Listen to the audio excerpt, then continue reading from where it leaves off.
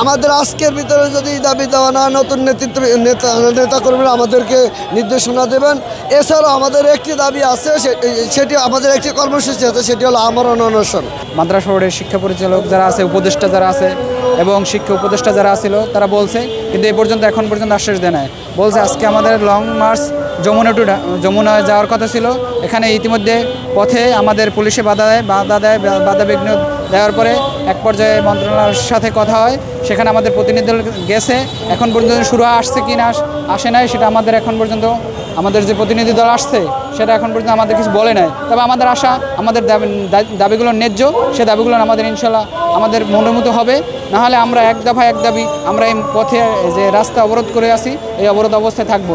কাগজ কলমে প্রজ্ঞাপন জারি করে ইনশাল্লাহ আমরা কাগজ কলম হাতে নিয়ে এবার বাড়িতে ফিরতে চাই। হ্যাঁ, অবশ্যই আমাদের পদক্ষেপ থাকবে। আমরা যে রাস্তা অবরোধ করছি, আমাদের যে কর্মসূচিগুলো চলতেছে যাবৎ, সেই কর্মসূচি তার চেয়েও কঠিন কর্মসূচি দেওয়া হবে। বারবার বৈঠকে আজকেও ঠিক তদ্রূপই আমরা যখন যমুনার উদ্দেশ্যে রওনা করি, প্রতিমধ্যে আমাদের বাধা দেয় প্রেস ক্লাবের শেষ প্রান্তে হাইকোর্ট মোড় এরিয়াতে। তখন আমরা এখানে অবস্থান করে আমাদের নেতৃবৃন্দদেরকে সচিবালয় ডাকা হয়। সেই সচিবালয়ে আমাদের টিম যায়। সেই টিমে তারা বারবার আমাদের আশ্বস্ত করে, কিন্তু গেজেট আকৃতি বা প্রজ্ঞাপন জারি করতে এখন পর্যন্ত তারা গড়িমসি। এবং তারা এখন সুর শুনতেছি আমাদের 1089টি প্রতিষ্ঠানের যে একজন সহকারী শিক্ষক 3000 এবং প্রধান শিক্ষক পায় 3500 টাকা। সেই প্রতিষ্ঠানগুলোরে তারা শুধুমাত্র করার জন্য, গেজেট আকৃতি ধারণ করার জন্য তারা ওই নেতাদের কাছে এই বার্তা পৌঁছাতেছে যে এই তিনটা তারা মানছে, বাকিগুলোর খবর নেই। আমাদের প্রায় 10 থেকে 12,000 প্রতিষ্ঠান রয়েছে এখনও, সেই প্রতিষ্ঠানের তারা নামই নিতেছে না। এখন দেখি এখনও আমরা মাঠে আছি। আমরা যেটুকু জানতে পারলাম যে 1089টি নয়, আমাদের প্রায় 10 থেকে 12,000 শতদ ইবতেদায়ী মাদ্রাসা রয়েছে। প্রতিটি প্রতিষ্ঠানকে জাতীয়করণ ঘোষণা না, প্রজ্ঞাপন জারি না করা পর্যন্ত আমরা এই মাঠ ছাড়ছি না, ছাড়ব না। আমাদের আজকের ভিতরে যদি দাবি দেওয়া না নতুন নেতাকর্মীরা আমাদেরকে নির্দেশনা দেবেন। এছাড়াও আমাদের একটি দাবি আছে, সেটি আমাদের একটি কর্মসূচি আছে, সেটি হলো আমরণ অনশন।